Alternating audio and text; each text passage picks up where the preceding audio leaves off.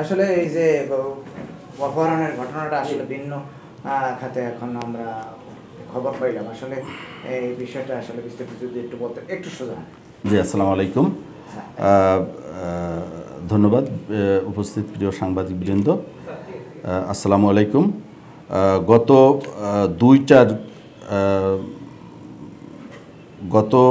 1/4/2025 তারিখ দিবাগত রাত্র জাতীয় জরুরি সেবা 999-এর মাধ্যমে কলাপাড়া থানা জানতে পারি পশ্চিম চাকামইয়া শাকিনে চাকামই ইউনিয়নের একটা অপহরণের সংবাদ আসে প্রথম। পরে ঘটনাস্থলে পুলিশ উপস্থিত হয়। তাৎক্ষণিকভাবে পুলিশ ঘটনাস্থলে গিয়ে ঘটনাস্থলে আশপাশে রক্ত ছড়িয়ে ছিটিয়ে থাকতে দেখে এবং ওই গৃহে উপস্থিত লোকজনদের জিজ্ঞাসাবাদ করলে তারা জানায় যে রাত্র অনুমান 11:30 ঘটিকার সময় তারা রাতের খাবার খেয়ে ঘুমিয়ে পড়ে।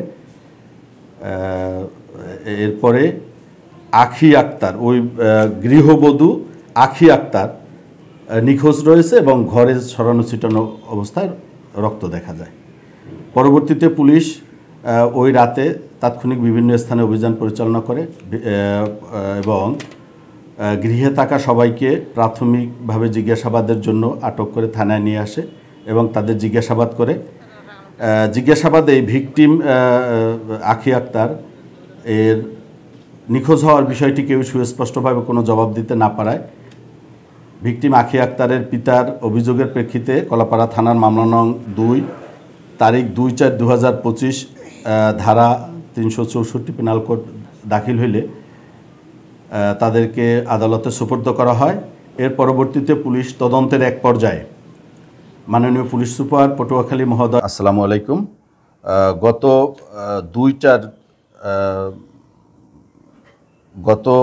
1/4/2025 তারিখ দিবাগত রাত্র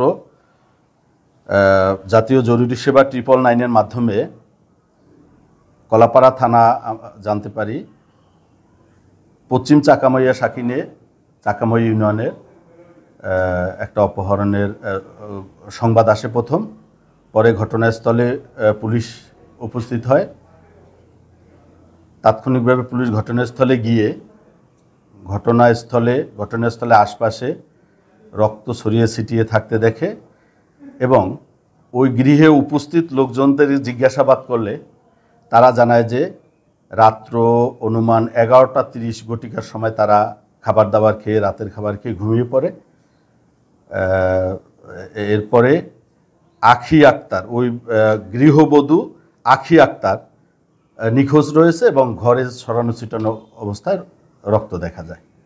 পরবর্তীতে পুলিশ ওই রাতে তাৎক্ষণিক বিভিন্ন স্থানে অভিযান পরিচালনা করে এবং গৃহে থাকা সবাইকে প্রাথমিকভাবে জিজ্ঞাসাবাদের জন্য আটক করে থানায় নিয়ে আসে এবং তাদের জিজ্ঞাসাবাদে ভিকটিম আখি আক্তার এর নিখোঁজ হওয়ার বিষয়টি কেউ সুস্পষ্টভাবে কোনো জবাব দিতে না পারায় ভিকটিম আখি আক্তারের পিতার অভিযোগের প্রেক্ষিতে কলাপাড়া থানার মামলা নং 2 তারিখ 2/4/2025 ধারা 364 পেনাল কোড দাখিল হইলে তাদেরকে আদালতে সোপর্দ করা হয়। এর পরবর্তীতে পুলিশ তদন্তের এক পর্যায়ে মাননীয় পুলিশ সুপার পটুয়াখালী মহোদয়ের সরাসরি নেতৃত্বে অতিরিক্ত পুলিশ সুপার সদর সার্কেল মহোদয়ের তত্ত্বাবধানে এবং সরাসরি অংশগ্রহণে কলাপাড়া থানা police, DB police Patuakhali, Bakerganj পুলিশের সহায়তায় ভিকটিম আখি আক্তারকে বাকেরগঞ্জ থানাধীন পাদ্রিশিবপুর ইউনিয়নের পাদ্রিশিবপুর এলাকা থেকে তাকে উদ্ধার করা হয় এবং তার সাথে সন্দেহভাজন অবস্থায় হাসান মাহমুদ নামে একজনকে আটক করা হয়। তাদেরকে জিজ্ঞাসাবাদে ভিকটিম আখি আক্তার জানায় সে পারিবারিকভাবে অসুখী ছিল। দীর্ঘদিন যাবৎ সে ইতিপূর্বেও সে একাধিকবার বিভিন্নভাবে এই স্বামী সংসার থেকে চলে যাওয়ার জন্য চেষ্টা করলেও তার পিতামাতা পুনরায় আবার এই সংসারে তাকে দিয়ে যায়। সবশেষে সে এই যে রক্তের বিষয়টা জিজ্ঞাসাবাদ করলে সে জানায় সে এবং হাসান মাহমুদ এই দুইজনে গত ডিসেম্বরে তারা বিবাহ করে এবং ওই দিন রাতে তারা পালিয়ে যাওয়ার পরিকল্পনার অংশ হিসাবে, যাতে তারা খুন হয়েছে এবং খুনের পরে তাদের লাশ গুম করে ফেলা হয়েছে এরকম বোঝানোর জন্য তারা রক্ত সরিয়ে ছিটিয়ে মোটরসাইকেল যোগে পশ্চিম চাকামইয়া হইতে তাদের উদ্ধার এলাকা পাদ্রী শিবপুর চলে যায় এবং সেখান থেকে পুলিশ পরবর্তীতে তাদের উদ্ধার করে। আখি আক্তার জানায়, হাসান মাহমুদ জানায় যে আখি আক্তার এই পরিকল্পনা প্রথম তাকে বলে যে এরকম রক্ত নিয়ে আসতে হবে, তখন সে আমতলির কোনো এক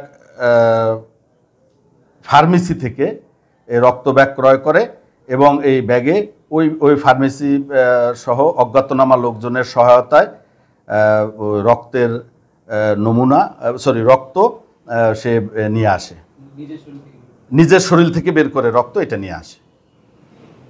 এই রক্তটা হাসান মাহমুদের রক্ত। যারা এখন বর্তমানে জেলে রয়েছে, তাদের বিষয়টা কি হবে এখন? আমরা এই বিষয়ে আমাদের ঊর্ধ্বতন সাথে কথা বলেছি। আইনগতভাবে এই অপহরণের বিষয়ে পরবর্তী আইনগত পদক্ষেপ গ্রহণ করা হবে।